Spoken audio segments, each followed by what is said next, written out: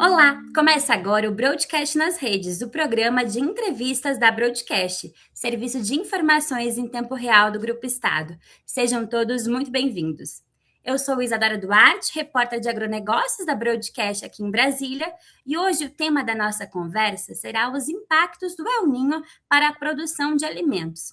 Recebemos Jorge Mesa, representante da Organização das Nações Unidas para a Alimentação e Agricultura, a FAO, no Brasil. Olá, Jorge. Obrigada pela presença e por ter aceitado o nosso convite. Isadora, muito obrigado. Da minha parte, muito contente por ter a oportunidade de estar aqui falando sobre este tema bastante importante. Obrigada. Bom, antes de começarmos a entrevista, eu convido você que nos assiste a se inscrever em nossos canais para acompanhar os nossos conteúdos abertos no LinkedIn, no YouTube, no Instagram. Aproveite também e já deixe o seu like nesse vídeo e ative as notificações.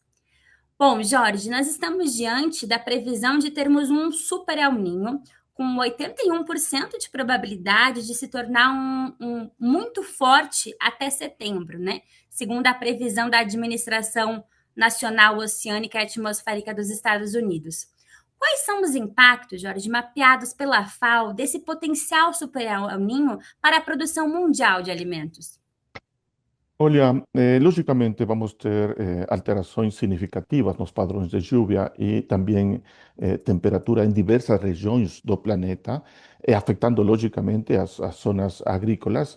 Aí, isto vai trazer uma elevação do risco de mais secas prolongadas, eventuais enchentes, tempestades e outro tipo de eventos extremos.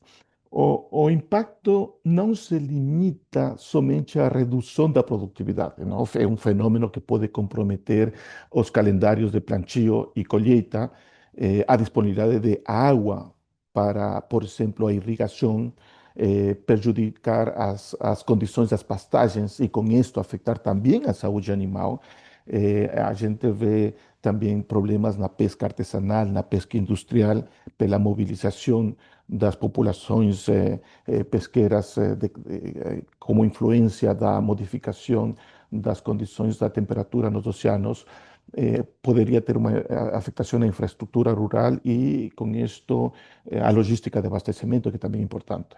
El Niño ocorre neste momento simultaneamente em momentos de tensão geopolítica e também de volatilidade nos preços de energia e fertilizantes. É algo que estamos com a FAO, junto com o Programa Mundial de Alimento, alertando que o contexto é particularmente preocupante por essa situação de que vários fatores estão se vinculando a esta situação de El Niño.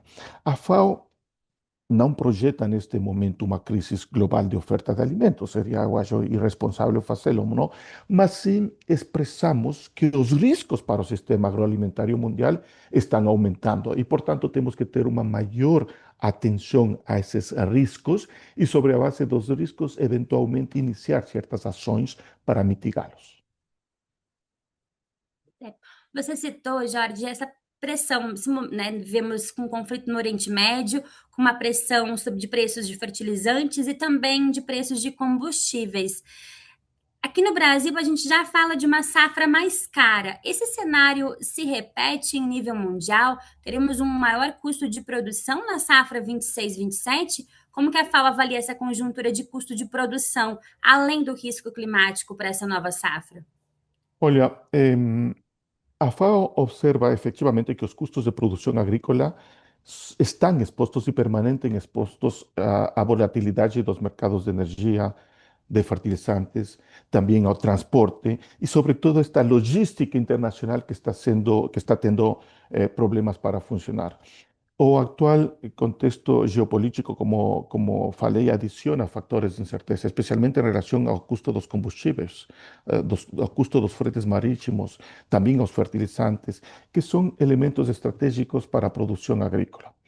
Caso El Niño provoque eventos climáticos severos em grandes regiões produtoras, os agricultores poderão enfrentar custos adicionais associados à necessidade de irrigação, a recuperação de áreas afetadas, eventualmente reposição de insumos, a proteção de lavouras dos rebanhos. No entanto, é importante destacar que os preços finais dos alimentos dependem de múltiplos fatores, incluindo políticas comerciais, a disponibilidade de insumos, a disponibilidade de estoques, as condições macroeconômicas e um comportamento dos mercados internacionais que funciona com uma dinâmica quase que independente. Então, a avaliação da FAO é que o sistema agroalimentar global continua demonstrando capacidade produtiva robusta, mas, como eu já falei, opera em um ambiente de risco significativamente mais elevado do que no passado recente. Vamos te levar.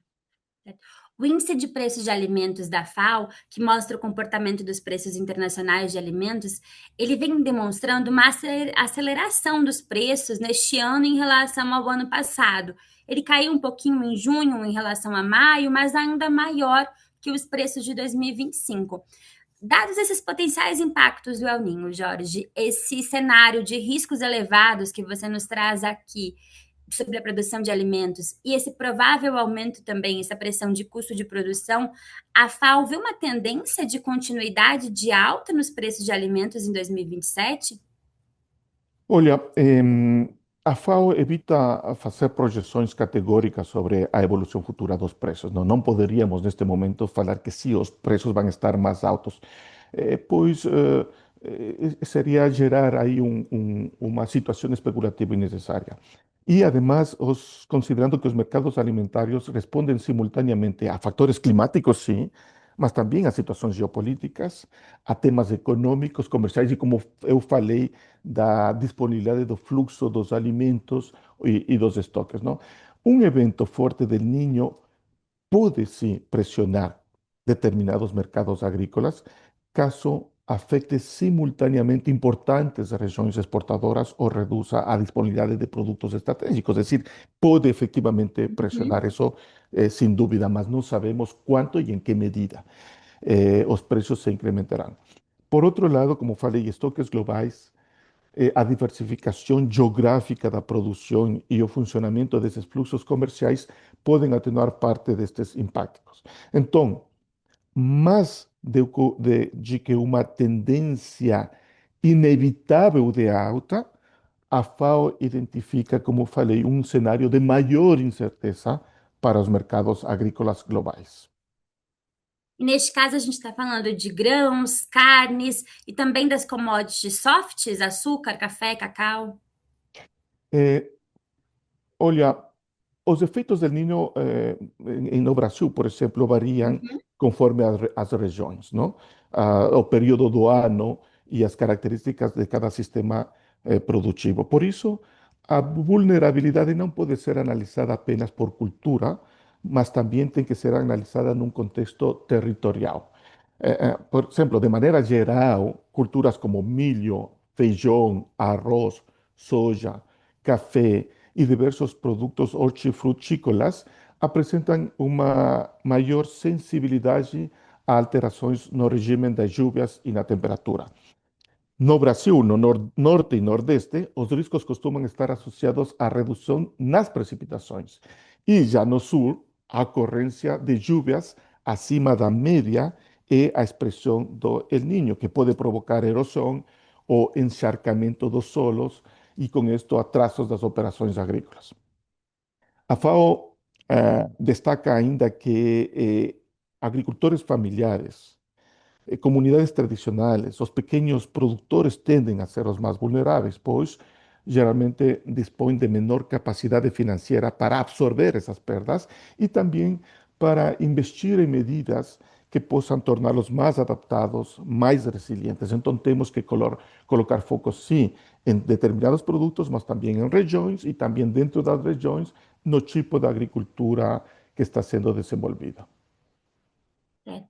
Jorge, você ponderou aqui que no momento a FAO enxerga o sistema alimentar de produção de alimentos robusto, né, do ponto de vista de abastecimento, essa tendência, então, de alta, sem a gente ainda conseguir confirmar realmente se isso superar o ninho deve trazer preços mais caros de alimentos, preços maiores de alimentos no próximo ano. A gente já pode aventar uma pressão inflacionária global pelos alimentos ou ainda é cedo para isso?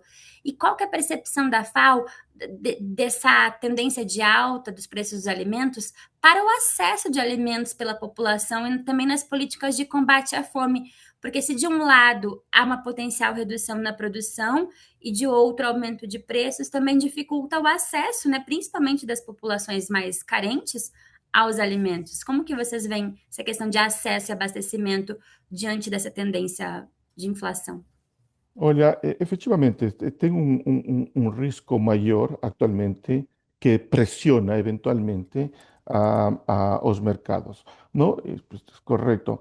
Eh, Como eu falei, essa combinação de elementos climáticos extremos, com conflitos, com volatilidade e eventuais interrupções na logística, pode gerar efetivamente essa pressão adicional aos preços. Mas, como muito bem você apunta para a FAO, a principal preocupação não é apenas o comportamento dos preços, mas os impactos sobre acesso à alimentação, especialmente das populações mais vulneráveis. E aí gostaria de lembrar o nosso documento importante que se chama o Estado da Segurança Alimentar e Nutrição no Mundo, que está justamente sendo lançado hoje, tem mostrado, hoje, terça-feira, dia 21, o estado de segurança que tem mostrado que o alto custo de uma dieta saudável continua sendo uma das maiores barreiras à segurança alimentar e nutricional no mundo. Então, quando os alimentos se tornam mais caros, os efeitos recaem de forma desproporcional sobre famílias de baixa renda, sobre populações rurais vulneráveis e nos países que são importadores líquidos de alimentos. As famílias de baixa renda consomem muito de seu orçamento para alimentação. Então, isso reforça a importância de combinar políticas de aumento da produção com proteção social, com inclusão produtiva, com o fortalecimento da resiliência dos sistemas agroalimentários e dos meios de vida destas populações. É decir, o niño não somente preocupa pelo efeito sobre os eventual que poderá ter sobre os preços dos alimentos, mas também temos que ver já em, o acesso aos alimentos das populações mais vulneráveis e ter políticas não somente de proteção e adaptação da produção, mas também de acesso a alimentos saudáveis que eventualmente poderiam ter diferenças ou modificações nos preços de venda no mercado. Você citou aqui os países importadores, que são importadores líquidos de alimentos, né? Essa maior vulnerabilidade, variabilidade climática que a gente enfrenta neste momento em todo o mundo, ela atinge em diferentes proporções os países produtores e os países importadores de alimentos, mas alcança a todos. Como que a FAO monitora esses impactos e essas medidas para mitigar as perdas, Jorge, em países mais vulneráveis, em países que dependem de fornecimento externo de commodities para a produção de alimentos? E quais os riscos também a FAO enxerga dessa concentração que a gente ainda tem no mundo da produção de alimentos em alguns polos produtores? Olha, a FAO tem desenvolvido, em acordo com os países membros, uma série de indicadores relacionados à produção agrícola, à disponibilidade de estoques de alimentos, ao comércio internacional, sobre os preços dos alimentos, sobre o impacto dos eventos climáticos, sobre segurança alimentária. eh, e aí temos alguns sistemas globais de informação e alerta. Um dos instrumentos mais importantes que nós temos é o FAO-Stat, é a principal base estatística da FAO sobre agricultura e alimentação, que nos permite acompanhar a evolução da produção, do comércio e do consumo de alimentos em mais de 200 países e territórios no mundo. E isto fazemos mediante um processo integrado com as instituições dos países, levantando essa informação, sistematizando e colocando à disposição dos próprios países e também de especialistas que fazem as análises. Mas temos outras plataformas, como por exemplo o Sistema de Informação e Alerta Precoce sobre Produção Agrícola e Segurança Alimentar. Temos um relatório semestral de evolução dos mercados globais de alimentos. Temos um sistema que faz uma análise das perspectivas das colheitas e a situação alimentária. Temos um sistema de monitoramento e análise de preços dos alimentos e um sistema global que reporta crises alimentares.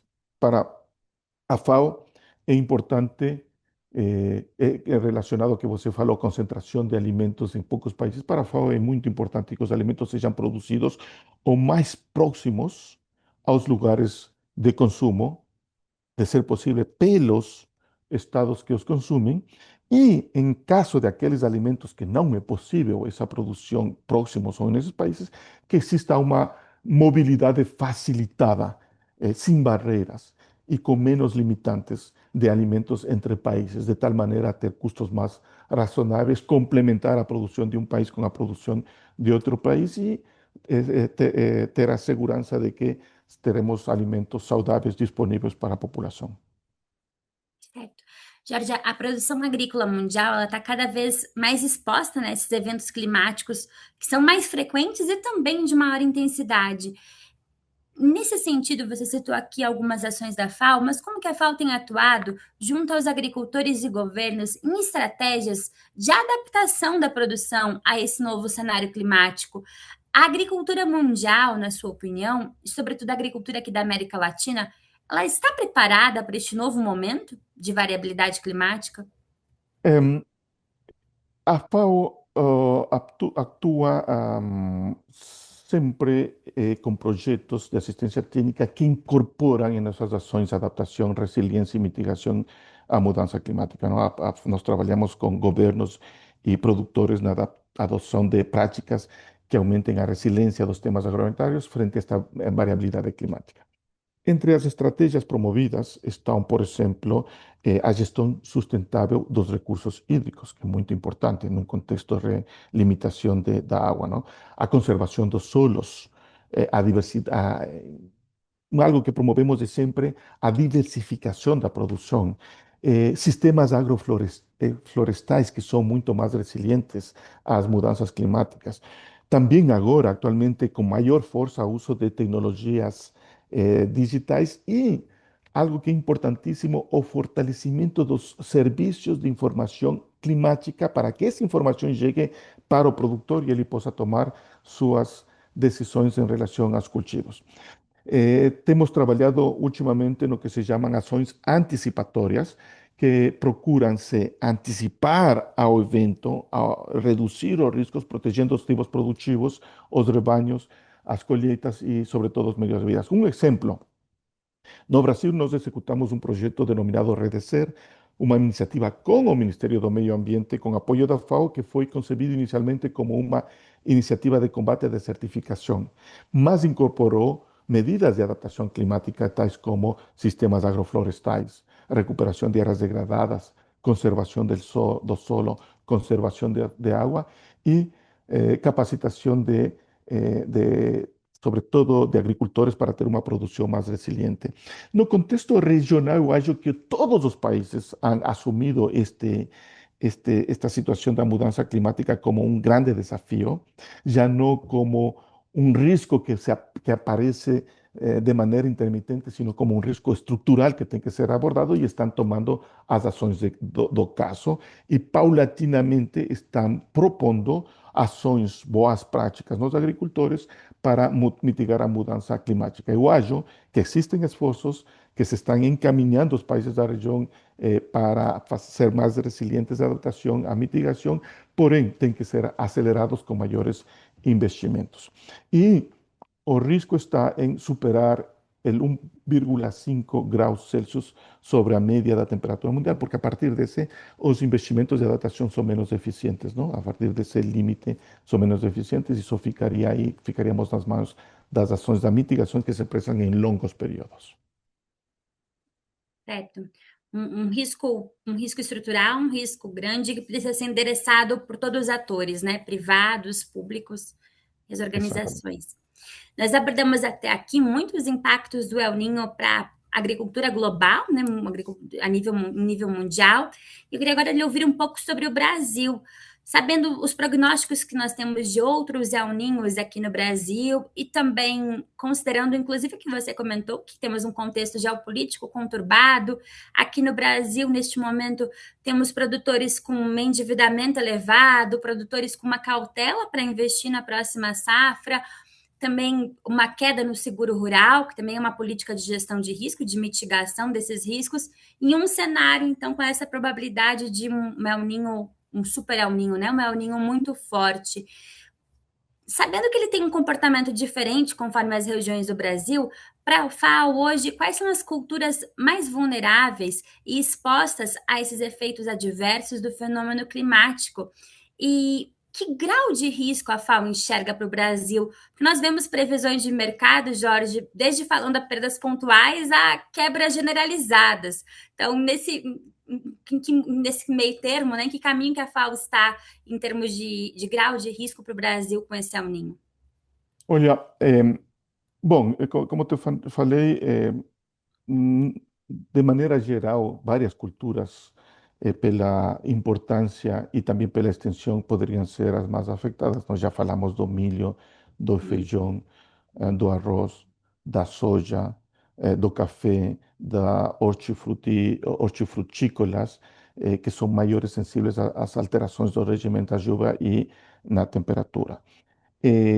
No caso do Brasil, já tivemos nós um problema de um excesso de, de temperatura, eh, no qual dá, de alguma maneira, para medir quais são os efeitos que tem um esquentamento do clima na parte do norte e nordeste, não? Donde a CONAVI teve que fazer uma redução das expectativas da produção em torno de 10%, pelo fato de ter uma mudança significativa na temperatura média diária no Brasil.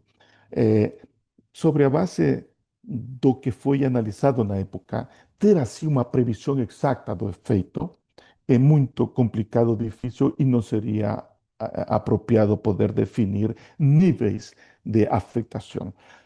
Eu acho que isso vai ter que ser medido paulatinamente à medida que vamos verificando o efeito que tenha o incremento da temperatura no norte e nordeste e no incremento das precipitações do oeste, e sobre a base disto fazer o que foi feito em seu determinado momento pelo CONAF, ajustar as previsões da produção em função de danos efetivamente verificados. Então, em termos gerais, sim, vamos ter uma situação de pressão nos preços dos alimentos, porém, não poderíamos definir aqui os limites, os máximos e os mínimos que teremos neste momento.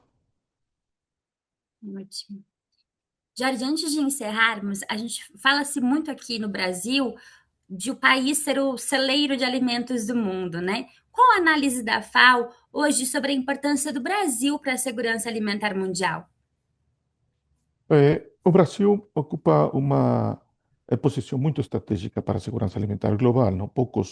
Eu acho que poucos países combinam essa escala produtiva com diversidade agrícola, com disponibilidade de recursos naturais, com capacidade tecnológica que o país possui.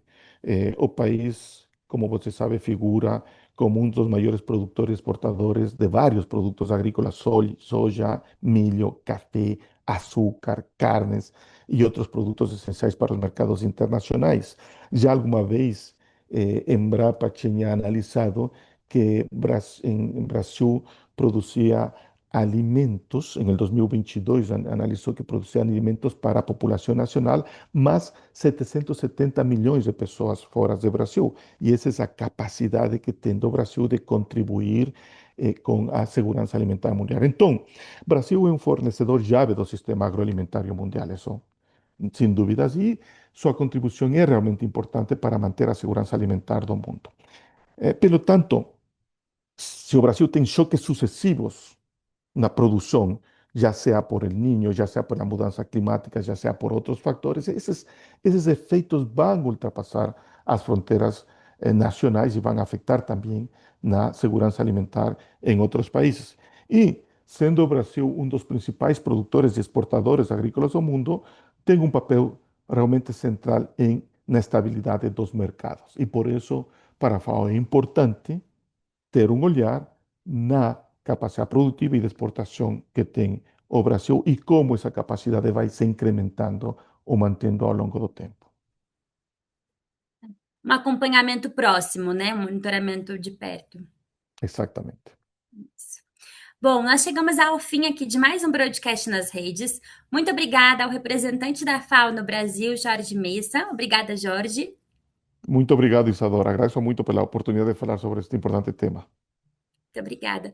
E obrigada também a você que nos assistiu. Seguindo as nossas redes sociais, você fica por dentro de todas as outras conversas do broadcast nas redes. Curtam este vídeo, se inscrevam no canal e acompanhem nossas redes. Um abraço e até a próxima.